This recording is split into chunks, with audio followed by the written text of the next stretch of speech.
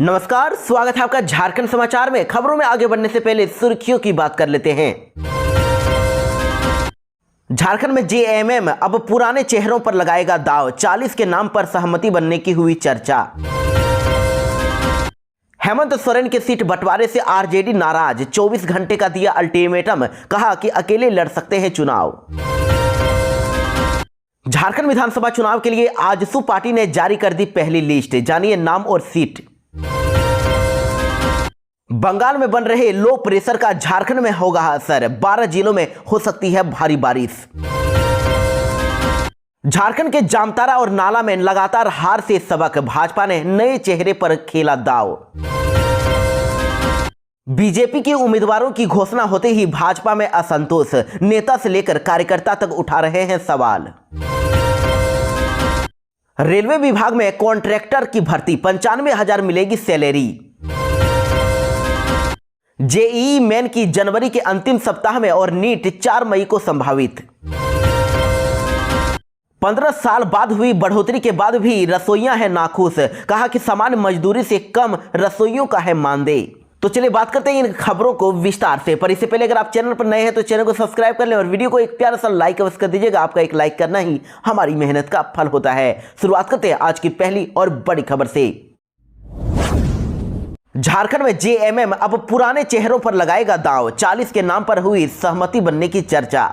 जी हां, झारखंड मुक्ति मोर्चा ने लंबी जदोजहद के बाद अब करीब 40 प्रत्याशियों के नाम पर सहमति बना ली है और सूत्रों के अनुसार झारखंड मुक्ति मोर्चा 1 या 2 सिटिंग विधायकों को छोड़कर सभी को फिर से मैदान में उतारने के पक्ष में है। इसके अलावा दूसरे दलों से झारखंड मुक्ति मोर्चा में शामिल होने वाले विधायक, पूर्व विधायकों को भी टिकट दिया जाएगा।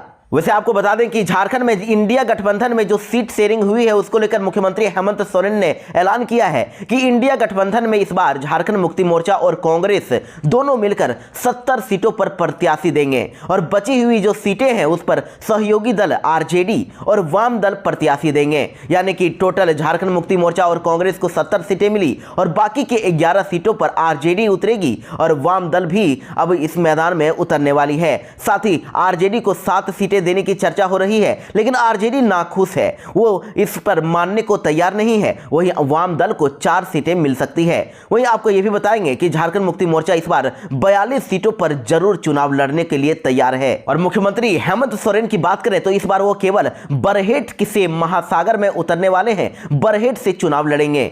तो देखिए, झारखंड मुक्ति मोर्चा के जो संभावित उम्मीदवारों की सूची आई है उसके अनुसार बरहेट से हेमंत सोरेन, बोरियो से हेमलाल मुर्मू, लिट्टीपाड़ा से दिनेश विलियम मरांडी, इसके अलावा महेशपुर से स्टीफन मरांडी, शिकारीपाड़ा से आलोक सोरेन, नालंदा से रविंद्रनाथ महतो, दुमका से बसंत सोरेन, मधुपुर से हफीजुल हसन, गांडे से कल्पना मुर्मू सोरेन, गिरिडीह से सुधवीर सोनू, डुमरी से बेबी देवी, गोमियो से योगेंद्र महतो, चंदनकियारी से उमाकांत रजक, टुंडी से मथुरा महतो, घाटशिला से रामदास सोरेन, पोटका से संजीव सरदार, जुगसलाई से मंगल कालिंदी और चाईबासा से दीपक बिरुआ, मंझगांव से नीरल पूर्ति, चक्रधरपुर से सुखराव उरांव, खरसामा से दशरथ गगराई, तमाड़ से विकास मुंडा, तोरपा से सुदीप गुड़िया, रांची से महुआ माझी, सिसई से जिग्गा सुसारन होरो, गुमला से भूषण तिर्की, विशुनपुर से चमरा लिंडा और लातेहार से बैजनाथ राम, गढ़वा से मिथिलेश ठाकुर, जमुआ से केदार हाजरा और सिल्ली से अमित महतो चुनाव लड़ेंगे। तो इधर दुमका विधानसभा क्षेत्र को लेकर बड़ी चर्चा हो रही है। पिछली बार यहां पर हेमंत सोरेन ने दुमका से भी चुनाव लड़कर जीत हासिल कर ली थी। बाद में दुमका सीट को छोड़ने के बाद उपचुनाव में उनके छोटे भाई बसंत सोरेन को जीत मिल गई थी और बसंत इस बार भी दुमका से झारखंड मुक्ति मोर्चा के प्रत्याशी हो सकते हैं। वो फिर से दुमका से 2-2 हाथ कर सकते हैं। और हेमंत सोरेन की पत्नी कल्पना सोरेन गांडे से पार्टी के प्रत्याशी के दौर में है। रांची विधानसभा सीट पर राज्यसभा सांसद महुआ माझी झारखंड मुक्ति मोर्चा उम्मीदवार हो सकती हैं। झारखंड में इंडिया गठबंधन में जो सीट शेयरिंग हुई है और इसमें आरजेडी को मात्र 11 सीटों में से 7 सीटें ही देने की चर्चा हो रही है। तो इस पर अब आरजेडी काफी नाराज हो गई है। उन्होंने हेमंत सोरेन को अब सीट बंटवारे को लेकर अल्टीमेटम दे दिया है और 24 घंटे का टाइम दिया है और कहा कि अकेले भी हम लड़ सकते हैं चुनाव, हमारे पास ऑप्शन खुले हुए हैं। जी हाँ, देखिए, हेमंत सोरेन ने इंडिया गठबंधन के सीट शेयरिंग फॉर्मूले का ऐलान कर दिया है और सीट शेयरिंग के मुताबिक झारखंड मुक्ति मोर्चा और कांग्रेस को 70 70 सीटें की बात कही जा रही है, लेकिन अभी कुछ कल ये खबर आई है कि कांग्रेस और झारखंड मुक्ति मोर्चा 66 सीटों पर चुनाव लड़ेगी, जबकि 11 सीटों पर आरजेडी और वाम दल सीटों पर विधानसभा चुनाव लड़ सकती है। हालांकि हेमंत सोरेन के सीट शेयरिंग फॉर्मूले से आरजेडी अभी नाखुश है, वो नाराज है और आरजेडी ने अब इसे झारखंड मुक्ति मोर्चा और कांग्रेस का एक तरफा फैसला बता दिया है। आरजेडी ने चेतावनी भरी लहजे में कह दिया है कि उसे 3 या 4 सीटें मंजूर नहीं है, अगर जरूरत पड़ी तो वो अकेले ही झारखंड में विधानसभा चुनाव लड़ेगी। और वहीं आरजेडी के राष्ट्रीय प्रवक्ता मनोज कुमार झा ने कह दिया है कि आरजेडी कम से कम 12 सीटें मिलने पर ही कांग्रेस और झारखंड मुक्ति मोर्चा के साथ चुनाव लड़ने के लिए पार्टी तैयार है, और इतनी सीटें अगर नहीं मिली तो फिर पार्टी 18 और 19 सीटों पर अकेले ही चुनाव लड़ेगी। हालांकि उन्होंने यह भी कह दिया है कि अकेले लड़ने पर भी पार्टी भाजपा को हराने के लिए शेष सीटों पर इंडिया गठबंधन का सहयोग करेगी, और आरजेडी गठबंधन में रहेगा या नहीं, अभी इसके सवाल पर उन्होंने बात को टाल दिया है। और आरजेडी पार्टी ने तो यहां तक कह दिया कि 12 से कम सीटों पर आरजेडी तैयार नहीं है, 2-3 सीटें देना गला काटने जैसा है। तो झारखंड में हो रही इस महागठबंधन में जो तकरार है वो अब बिहार तक भी पहुंच सकती है। पूरे इंडिया गठबंधन पर इसका असर दिख सकता है। झारखंड में आरजेडी की उपेक्षा बिहार में कांग्रेस को भी पड़ सकती है भारी, और लालू प्रसाद को झारखंड का बदला बिहार में लेने का मिल सकता है मौका। आजसू पार्टी ने भी अब जारी कर दी 8 उम्मीदवारों की पहली लिस्ट। सिल्ली से चुनाव लड़ेंगे सुदेश कुमार महतो। जी हां, झारखंड विधानसभा चुनाव 2024 के लिए आजसू पार्टी ने भी अब पहली लिस्ट जारी कर दी है। जानकारी के लिए आपको बता दें कि एनडीए गठबंधन में आजसू को 10 सीटें ऑफर किया गया है, और अब 8 उम्मीदवारों के नाम का आजसू पार्टी ने ऐलान कर दिया है। पार्टी प्रमुख सुदेश कुमार महतो सिल्ली से चुनाव लड़ेंगे और रामगढ़ से सुनीता चौधरी को उम्मीदवार बनाया गया है। आजसू पार्टी के केंद्र महासचिव राजेंद्र मेहता के हस्ताक्षर के बाद उम्मीदवारों की सूची जारी कर दी गई है। और आपको बता दें कि जो 8 प्रत्याशियों के नाम की घोषणा की गई है उसमें आजसू पार्टी की ओर से पहली सूची में आजसू प्रमुख सुदेश कुमार महतो को सिल्ली विधानसभा सीट से प्रत्याशी बनाया गया है। रामगढ़ विधानसभा सीट से सुनीता चौधरी को उतारा गया। लोहरदगा से नीरू शांति भगत प्रत्याशी बनाई गई हैं, और गोमिया से लंबोदर महतो को उम्मीदवार बनाया गया है। जुगसुलाई से रामचंद्र सहित उम्मीदवार हैं, और मांडू से निर्मल महतो, ईचागढ़ से हरिलाल महतो और पाकुड़ से अजहर इस्लाम को आजसू पार्टी ने प्रत्याशी बनाया है। आपको बता दें कि इंडिया में जैसे कि बीजेपी को 68 सीटें मिली है, सुदेश कुमार महतो की पार्टी अब आजसू को टोटल 10 सीटें दी गई है, और नीतीश कुमार की पार्टी जो जेडीयू पार्टी है उसे मात्र 2 सीटें दी गई है, और चिराग पासवान की पार्टी लोजपा रामविलास यानी कि एलजेपीआर पार्टी को 17 सीट, एक ही सीट दी गई है। तो आजसू को 10 सीटें मिली, और जिसमें 8 सीटों के ही उम्मीदवारों की घोषणा की गई है, और जल्द ही अब बाकी के जो 2 सीट है उसके भी प्रत्याशियों की घोषणा जल्द ही करेगी। वहीं आपको यह भी बता दें कि झारखंड में 81 विधानसभा सीटें हैं, और अभी झारखंड में 2 चरणों में चुनाव होने वाले हैं। 13 नवंबर को पहले चरण का वोटिंग होगी, और दूसरे चरण की वोटिंग 20 नवंबर को होगी। 23 नवंबर को वोटों की गिनती होगी और रिजल्ट जारी किया जाएगा। फिर से एक्टिव हुए इंद्र सिंह नामधारी, बेटे के चुनाव लड़ने की कर दी घोषणा, और सारथी बनेंगे पूर्व स्पीकर नामधारी। जी हां, पूर्व स्पीकर इंदर सिंह नामधारी राजनीति से संन्यास ले चुके हैं, मगर वर्षों बाद अब इस विधानसभा चुनाव में भी वे रणनीतिकार की भूमिका में नजर आएंगे। 6 बार डाल्टनगंज सीट का प्रतिनिधित्व करने वाले राजनीति के धुरंधर इंदर सिंह नामधारी इस बार अपने बेटे दिलीप सिंह नामधारी के सारथी बनने वाले हैं। बता दें कि इधर गुरु तेग बहादुर मेमोरियल हॉल में कार्यकर्ताओं के साथ बैठक में दिलीप सिंह नामधारी ने डाल्टनगंज भंडारिया सीट से चुनावी मैदान में उतरने की घोषणा भी कर दी है, और इस मौके पर इंद्र सिंह नामधारी भी मौजूद रहे। जामताड़ा चेक नाका के पास पुलिस ने की कार्रवाई। बंगाल से बिहार जा रही अंग्रेजी शराब की खेप बरामद, 2 को गिरफ्तार। जी हां, झारखंड पश्चिम बंगाल चेक नाका पर पुलिस ने बिहार ले जा रही बंगाल की अंग्रेजी शराब की खेप के साथ 2 तस्करों को गिरफ्तार किया है। और पुलिस के मुताबिक जामताड़ा के मिहिजाम काकनोई चेक नाका पर ये तस्कर शराब की खेप लेकर पैदल ही स्टेट बॉर्डर पार कर रहे थे। इसी दौरान नाके पर तैनात पुलिस कर्मियों को इन पर संदेह हो गया, और इनकी तलाशी लेने पर इनके पास से अंग्रेजी शराब इंपीरियल ब्लू की बोतलें मिली है, जिसके बाद इन पर अब मामला दर्ज कर लिया गया है। गिरफ्तार लोगों में एक बिहार और एक जामताड़ा का ही है। और टोटल 37 बोतलें अंग्रेजी शराब की बरामद हुई है। और स्टेट बॉर्डर अब इधर अलर्ट है। थाना प्रभारी ने कहा है कि विधानसभा चुनाव को देखते हुए स्टेट बॉर्डर को अलर्ट रखा गया है, जिससे किसी भी प्रकार की आपराधिक गतिविधियों की रोकथाम क्षेत्र में की जा रही है। झारखंड के धनबाद में उत्पाद विभाग ने एक धंधेबाज को दबोचा।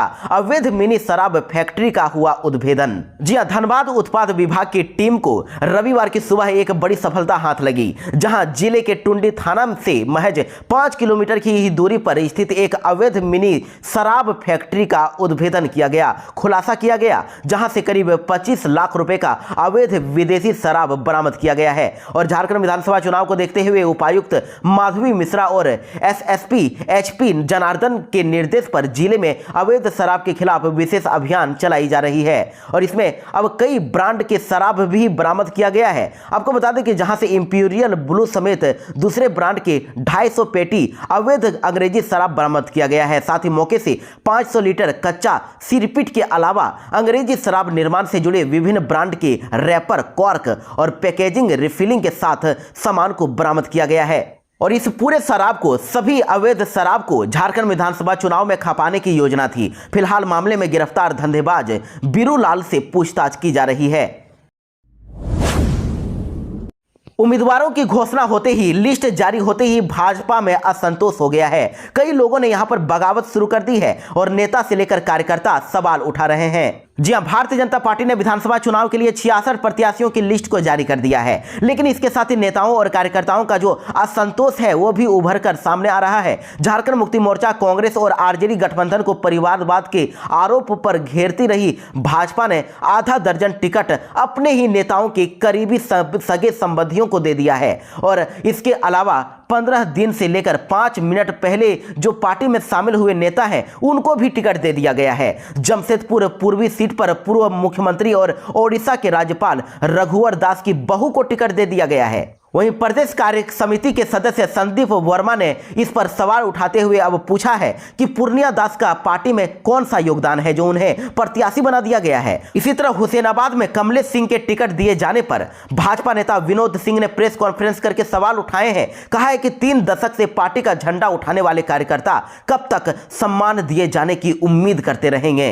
इसी प्रकार देखिए, इधर टिकट की घोषणा होते ही पार्टी ने असंतोष को थामने का हर संभव होमवर्क किया था, लेकिन फिर भी पार्टी के कार्यकर्ताओं में काफी ज्यादा अब असंतोष दिख रहा है। कोल्हार में सबसे ज्यादा नेताओं के संबंधी को टिकट मिला है। पूर्व मुख्यमंत्री अर्जुन मुंडा की पत्नी मीरा मुंडा, चंपाई सोरेन के बेटे रामदास सोरेन और मधु कोड़ा की पत्नी गीता कोड़ा को भी टिकट मिल गया है। इधर जमशेदपुर पूर्व सीट पर कई भाजपा कार्यकर्ता टिकट पर उम्मीद में थे, लेकिन नेता तो अभी सदमे में है, लेकिन कार्यकर्ता का असंतोष इंटरनेट मीडिया पर अब सामने आने लगा है। इसी तरह संथाल परगना के मधुपुर सीट पर भी पूर्व विधायक राज पलिवार और नाला के पूर्व विधायक सत्यानंद झा बाटुल का टिकट कटना भी कुछ कार्यकर्ताओं को रास नहीं आ रहा है। इनको टिकट नहीं मिला तो दोनों ही नेताओं के निर्दलीय चुनाव लड़ने की चर्चा हो रही है। ये दोनों पूर्व विधायक अब अपने खुद से निर्दलीय चुनाव लड़ सकते हैं। इसी प्रकार कोडरमा के पूर्व सांसद और भाजपा के पूर्व प्रदेश अध्यक्ष रहे रविंद्रनाथ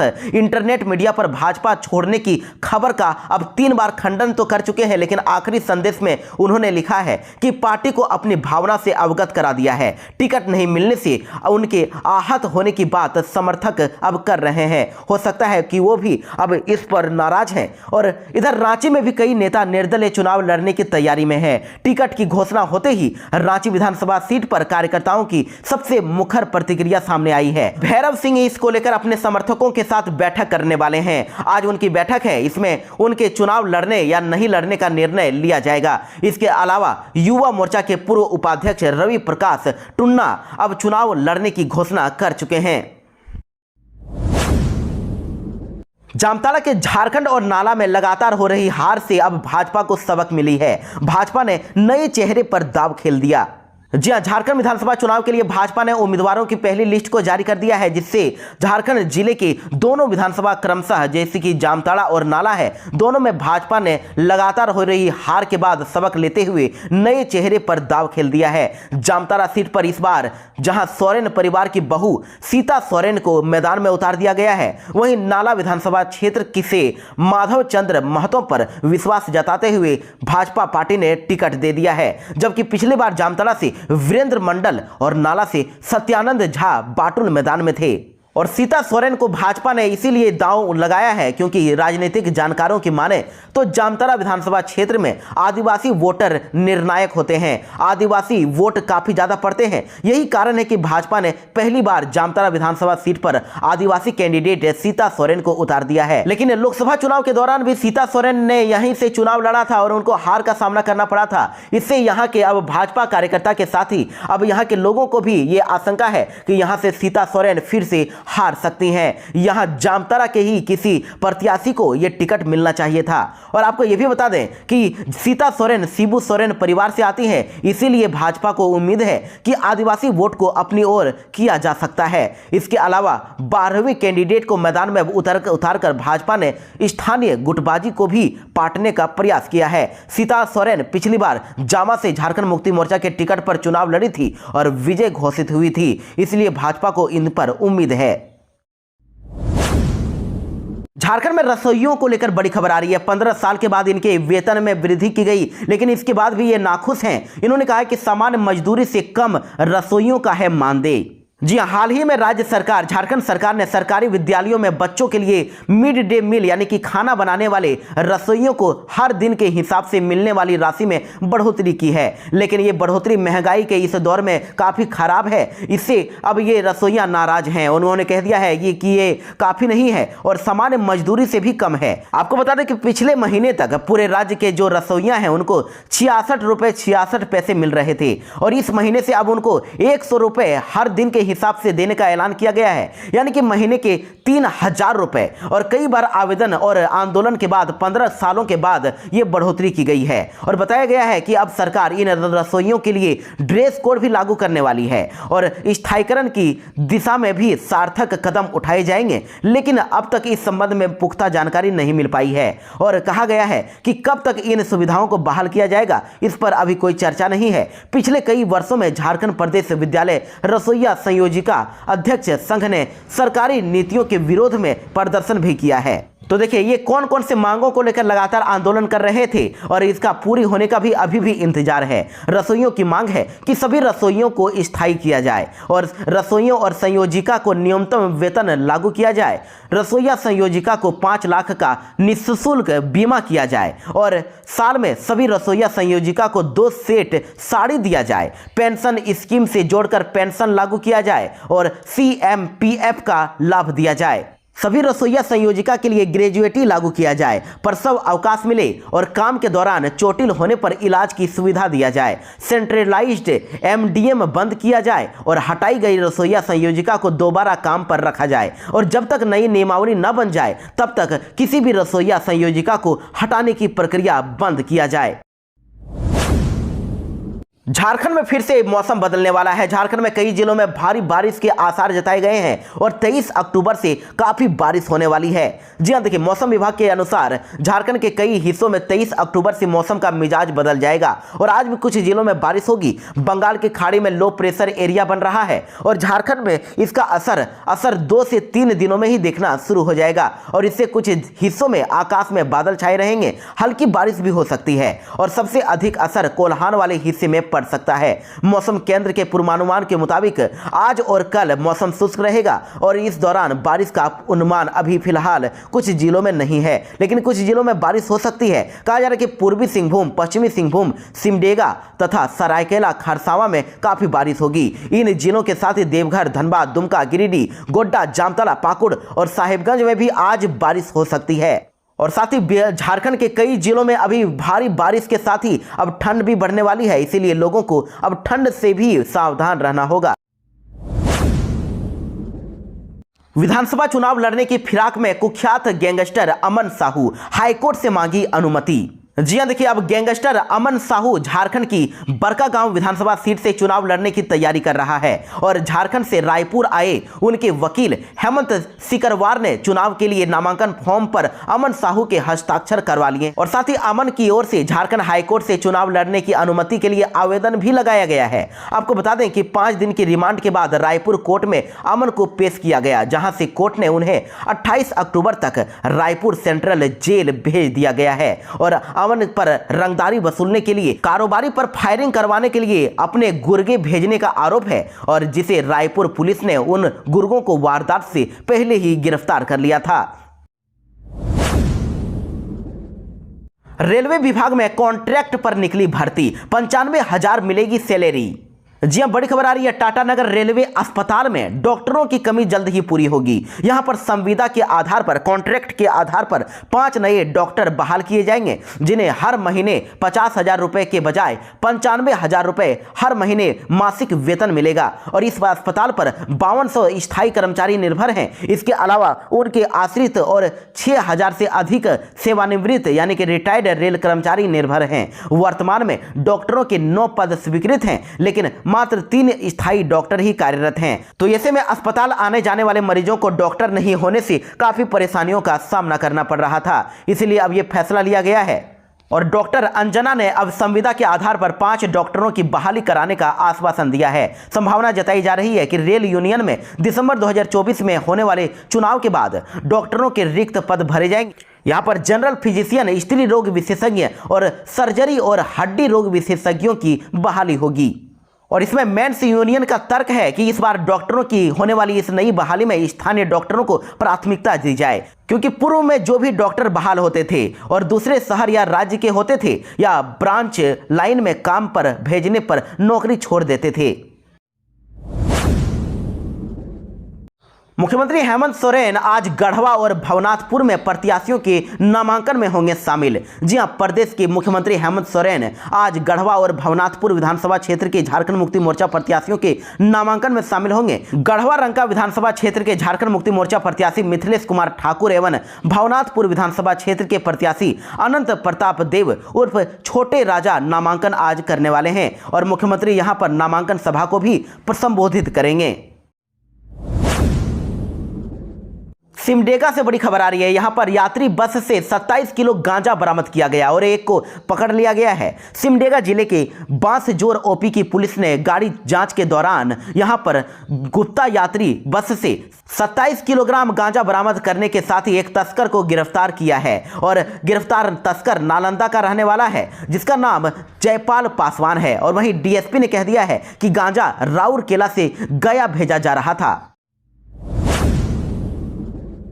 झारखंड में चितरंजन में बन रहा अमृत भारत ट्रेनों का विशेष इंजन, हवाई जहाज की तकनीक का हो रहा है इस्तेमाल। इंजन की पहली खेप चेन्नई हुई रवाना। जी हां, देखिए हवा के वेग से तेजी से पार करने वाले उच्च गुणवत्तापूर्ण संपन्न अत्याधुनिक विद्युत रेल इंजन का उपयोग अमृत भारत ट्रेनों में किया जाएगा और ऐसे इंजनों का जो निर्माण है वो चितरंजन रेलवे इंजन कारखाने यानी कि जामताड़ा के सामने शुरू कर दिया गया है और पशुपुल तकनीक पर आधारित WAP-5 aerodynamic electric rail engine की जो पहली खेप है उसको चिरेका GM हितेंद्र मल्होत्रा ने आधिकारिक तौर पर लॉन्च कर दिया है।